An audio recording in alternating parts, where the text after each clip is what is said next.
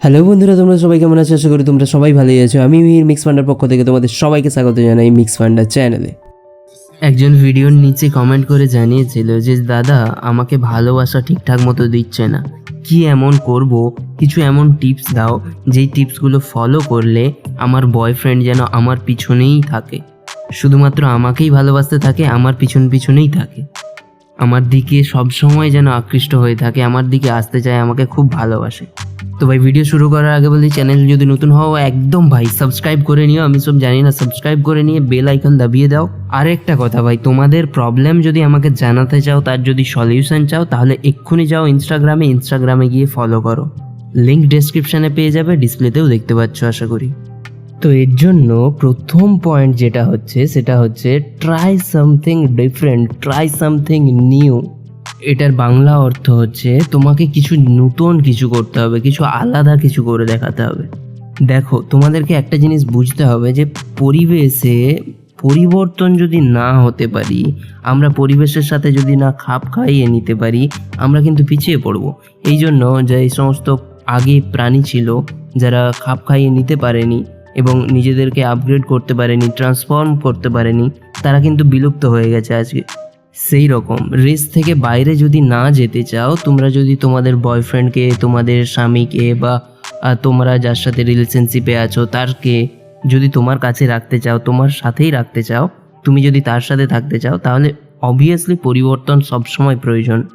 যে কোনো জিনিসে পরিবর্তন। ধরো তুমি প্রতিদিন মেসেজ করে জিজ্ঞেস করতে কেমন আছো, কি করছো, ভালো আছো, খেয়েছো কি না, একদিন ফোন করে জিজ্ঞেস করো।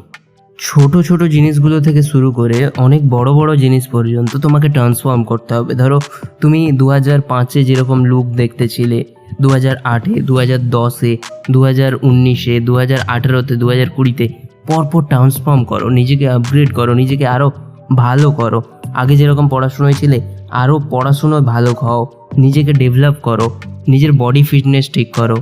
তুমি আগে কিছু করতে না, নিজের স্কিলটাকে এখন ডেভেলপ করো। নিজের স্কিলটাকে বাড়ালে যে কোনো ছেলে ভাই, যে কোনো ছেলে, ব্রেন উইথ বিউটি গার্ল কে না চায়?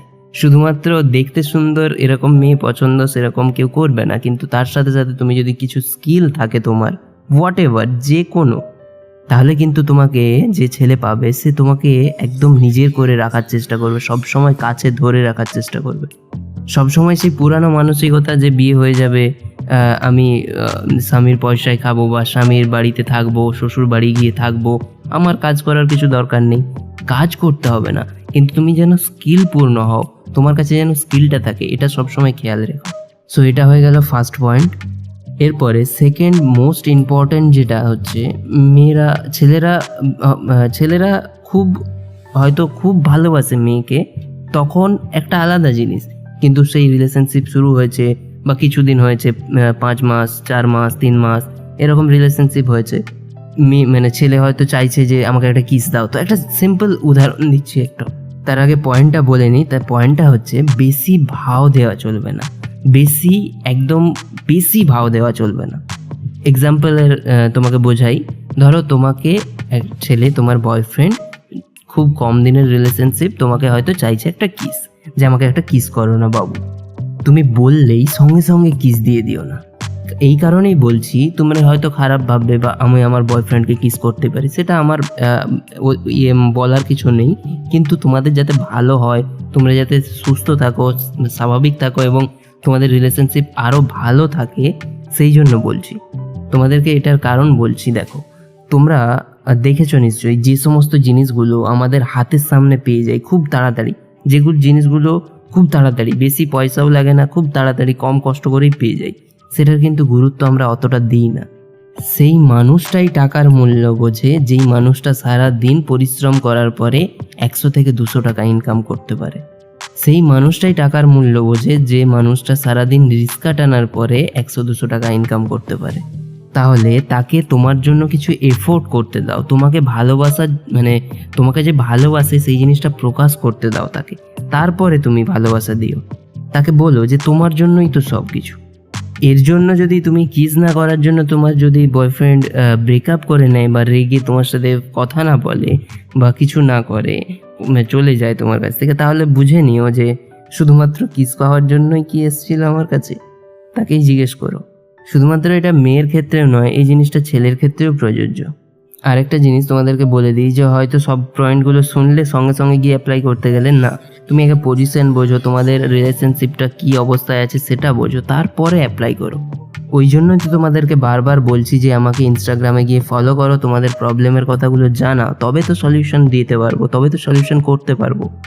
এই জিনিসটা আরেকটু সিম্পলিফাই করে বললে তোমাকে don't make easy, don't anything provide him easily, don't anything provide him easily. এই জিনিসটা মনে রেখো। হিম হার দুজনের ক্ষেত্রেই প্রযোজ্য, সেই জন্যই প্রথমে হার বললাম, তারপরে হিম বললাম।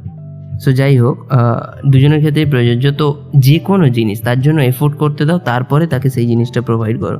তাকে বলে দিও যে হ্যাঁ তোমার জন্যই সব কিছু। এরপরে নেক্সট পয়েন্ট যেটা হচ্ছে, তোমাকে পেশেন্স রাখতে হবে, ধৈর্য রাখতে হবে। অত উতলা হলে হবে না, অত উচ্ছৃঙ্খল হলে হবে না। তুমি যদি লাইফ টাইমের জন্য রিলেশনশিপ চাও তাহলে তোমাকে ধৈর্য রাখতে হবে।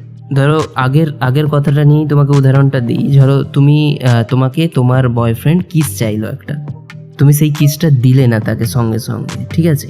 তার ফলে কি হবে, সে রেগে গেল, তোমার ফোন কেটে দিল, তোমাকে ব্লক করে দিল, তোমার কাছ থেকে কিছুদিনের জন্য ডিসকানেক্ট হয়ে গেল। তুমি কি করছো, তাকে মেসেজ করছো, ফোন করে যাচ্ছ, তাকে বিভিন্ন জায়গা থেকে টেক্সট করছো, তাকে ফেক আইডি থেকে টেক্সট করছো, তোমার বান্ধবীর আইডি নিয়ে টেক্সট করছো, বান্ধবীর ফোন থেকে টেক্সট করছো, কল করছো। এই জিনিসটা বন্ধ করো।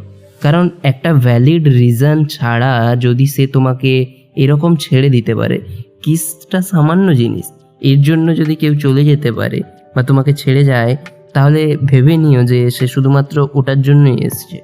সেই জন্য তোমাকে বললাম তোমার রিলেশনশিপটা কোথায় আছে, কীরকম পরিস্থিতিতে আছে, সেই জিনিসটা বিচার করে এই জিনিসগুলো কাজে লাগিও। নাহলে তোমাদের হয়তো অনেক পুরানো রিলেশনশিপ, বেকার এই জিনিসগুলো লাগালে জিনিসটা খারাপ লাগবে তখন। সেই জন্য তোমাদেরকে বারবার বলি, তোমাদের জিনিসগুলো জানাও, আমাকে প্রবলেমটা জানাও। তোমরা এখানে কমেন্ট করলে পাবলিকে সবাই দেখতে পাবে, সেই জন্য তোমাদেরকে স্পেশালি বললাম। তখন এই জন্য যদি ছেড়ে যায় তাহলে ওয়েট করো, অপেক্ষা করো, দেখবে সে যদি সত্যি ভালোবেসে থাকে সে আবার নিজেই তোমাকে টেক্সট করবে। এরপরে মোস্ট ইম্পর্ট্যান্ট পয়েন্ট যেটা হচ্ছে নেক্সট, সেটা হচ্ছে কমপ্লিমেন্ট দাও। তোমরাও যেমন, মেয়েদেরকেও যেমন কমপ্লিমেন্ট ভালো লাগে, মেয়েদেরকে যেমন কমপ্লিমেন্ট প্রতিদিন কেউ না কেউ দিয়েই থাকে, কেউ না কেউ দিয়েই দেয়, যেই তোর এটা ভালো লাগছে, তোকে এটা ভালো লাগছে, তো ওটা সেটা হ্যান ত্যান ভালো লাগছে। কিন্তু ছেলেদেরকে খুব কম কমপ্লিমেন্ট দেওয়া হয়, ছেলেদের কমপ্লিমেন্ট দেওয়াই হয় না। কিছু কিছু ছেলে তো এরকমও আছে যাদেরকে কমপ্লিমেন্ট কেউ কোনোদিনও দেয়নি। সো তোমার জিনিস তুমি কমপ্লিমেন্ট দিতেই পারো। আর ভেবো না এটা যে তার মধ্যে অ্যাটিটিউড চলে আসবে, ইগো চলে আসবে, না। অবভিয়াসলি সে যদি ভালো লাগে, সে ডিজার্ভ করে, ন্যাচারালি তুমি কমপ্লিমেন্টটা দিও। তুমি হয়তো তার একটা ছবি দেখলে, তোমাকে ভালো লাগলো, তুমি মনে মনে, যেহেতু তোমার লাভার অবভিয়াসলি ভালো লাগলো, তুমি মনে মনে বললে যে বেশ ভালো লাগছে তো, তোমাকে খুব সুন্দর লাগছে, তুমি সেটা মনে মনে বললে। সেই কথাটাই তাকে ন্যাচারালি বলো যে তোমাকে এই শ্যুটটাতে ভালো লাগছে, এই ড্রেসে খুব ভালো লাগছে, জাস্ট এইটুকুই। দেখবে এই জিনিসগুলো করলে অবভিয়াসলি তোমার বয়ফ্রেন্ড, তোমার স্বামী তোমার পিছনে পাগল থাকবে, তোমাকেই ভালোবাসতে চাইবে, তোমার সাথেই থাকবে, তোমার পাশেই থাকবে। তো আমি মিহির মিক্স ফান্ডের পক্ষ থেকে তোমাদের সবাইকে স্বাগত জানাচ্ছি, তোমাদের সবাইকে ধন্যবাদ জানাচ্ছি ভিডিওটা দেখার জন্য। পারলে সাবস্ক্রাইব করে দিও এবং তোমার বন্ধুদের সাথে প্রচুর পরিমাণে শেয়ার করে দিও। তো এই ভিডিও দেখার জন্য অসংখ্য ধন্যবাদ। Thank you so much for watching this video.